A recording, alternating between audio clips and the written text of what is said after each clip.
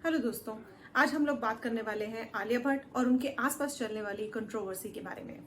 आलिया भट्ट जब से बॉलीवुड में आई हैं, वो शुरू से ही कंट्रोवर्सीज का शिकार रही हैं। चाहे बिगनिंग में उन्हें नेपोटिज्म का प्रोडक्ट कह के हर किसी ने ये कहा कि उनके अंदर इतनी कैपेबिलिटी नहीं है, वो कैसी मूवीज चूज करती हैं या उनकी एक्टिंग अच्छी नहीं है, और इन सब से स्ट्रगल करते करते विद टाइम उन्होंने अपने आप को इम्प्रूव किया। और जो रिसेंट उनकी मूवीज हमने देखी हैं, जो कि राजी और गंगूबाई काठियावाड़ है, उसमें अगर आप देखें तो उनकी परफॉर्मेंस बहुत ही ज्यादा इंप्रूव हो चुकी है।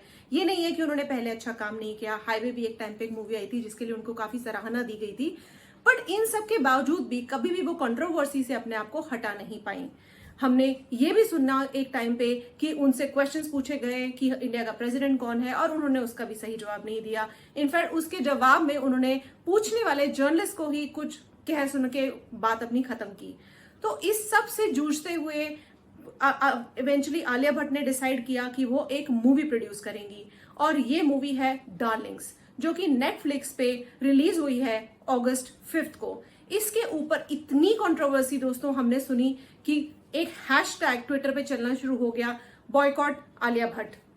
अब इस हैशटैग का मतलब क्या है? इसके थ्रू लोग ये कह रहे हैं कि आलिया भट्ट इस ट्रेलर के थ्रू प्रमोट कर रही हैं डोमेस्टिक वायलेंस अगेंस्ट मेन।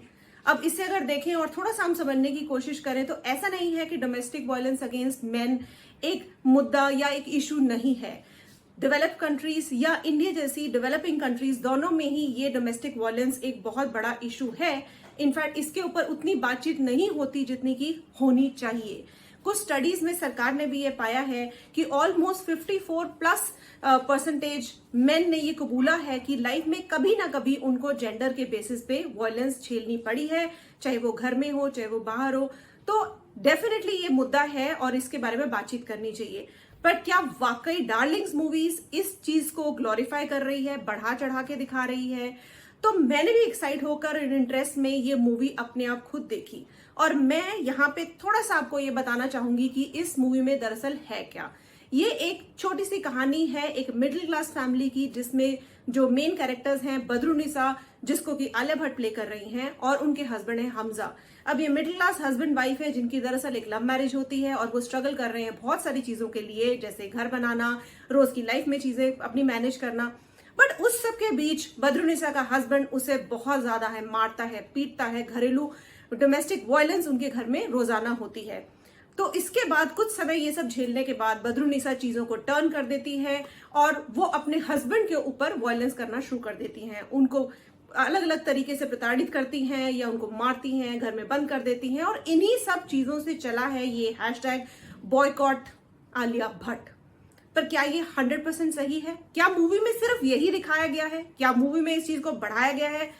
तो मैं अपने एक्सपीरियंस से ये कहूंगी कि कुछ हद तक ये चीजें हैं, बट सिर्फ इन्हीं चीजों को देखना सही नहीं होगा, क्योंकि इस मूवी के अंदर ये भी दिखाया गया है कि एक मिडिल क्लास फैमिली की क्या स्ट्रगल्स हैं, एक हस्बैंड वाइफ का रिलेशनशिप किस तरीके से बनता और बिगड़ता है। इसमें यह भी दिखाया गया है कि एक आम आदमी अपना घर बनाने के लिए किस तरीके से क्या क्या मेहनत करता है और कैसे रियल एस्टेट डेवलपर्स वगैरह के साथ बातचीत करता है। पर उन सब चीजों को नकार के हमने क्या देखा है कि डोमेस्टिक वायलेंस को वहां पे आदमियों के अगेंस्ट दिखाया गया है। बिल्कुल दिखाया गया, मैं इस चीज से मना नहीं करती हूँ, बट उसके बाद भी अगर आप देखें एंड मूवी का बड़ा क्लियरली ये दिखाता है कि जो गलत है वो तो गलत है ही, मगर आपको उसके साथ गलत नहीं होना चाहिए। तो बिल्कुल एंड में हमें ये देखने को मिलता है कि आलिया भट्ट अपने हस्बैंड को ना तो मारती है बल्कि उसे छोड़ देती है और अपनी लाइफ में आगे बढ़ जाती है, जो कि एक मैसेज है एक फॉरवर्ड लुकिंग सोसाइटी में। कुछ हद तक लेडीज को समझना चाहिए कि अगर आप ऐसे रिलेशनशिप में हैं जो कि आपके लिए आगे फ्यूचर में कुछ नहीं कर रहा और आपको परेशान कर रहा है, तो शायद उससे निकलने में आपकी भलाई है, और इन लॉन्ग रन शायद वो आदमी या आपका स्पाउस भी उससे बेनिफिट हो। मूवी मोर और लेस काफी सारे मैसेजेस देखती है, जिनमें से डोमेस्टिक वायलेंस आदमी और औरत दोनों के खिलाफ दिखाई गई है। तो ये अब आपका पॉइंट ऑफ व्यू है कि आप उसमें से क्या देख के अपने साथ क्या लेके जाते हैं। मूवी बहुत अच्छी बनी हुई है, परफॉर्मेंसेस बहुत अच्छी हुई हैं, और मैं ये कहूंगी कि ये बहुत एक छोटा व्यू है, वन साइडेड व्यू है, जो कि एक्चुअली लोगों ने बॉयकॉट आलिया भट्ट के साथ उठाया है। मूवी नेटफ्लिक्स पे अवेलेबल है, आप लोग अपना आप देख के इसका अपना व्यू बना सकते हैं। बट मेरे लिए अगर आज मुझे पूछा जाए तो मैं ये कहूंगी कि लोगों ने बहुत एक्सट्रीम्स में जाके ट्विटर पे ट्रोल किया है, ये भी बोला है कि आलिया भट्ट ये कैसी चीजें बढ़ा रही हैं, हमारी सोसाइटी को खराब कर रही हैं, या वो आदमियों के खिलाफ है।